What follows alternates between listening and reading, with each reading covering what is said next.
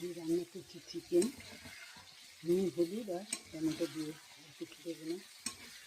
দু একটা কাঁচা লঙ্কা দিলাম।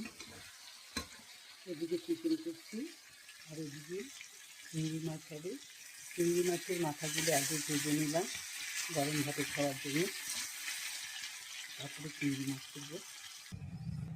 চিংড়ি মাছের মাথা থেকে তুলে নিলাম, এবারে চিংড়ি মাছগুলো ভেজে নেব। চিংড়ি মাছ তুলে নিয়েছি, এবারে একটা তেজপাতা আর জিরে ফোড়ন দেবো।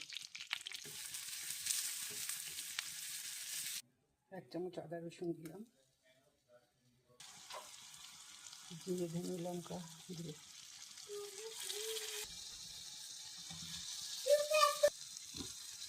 এবারে একটু হাতে টমেটো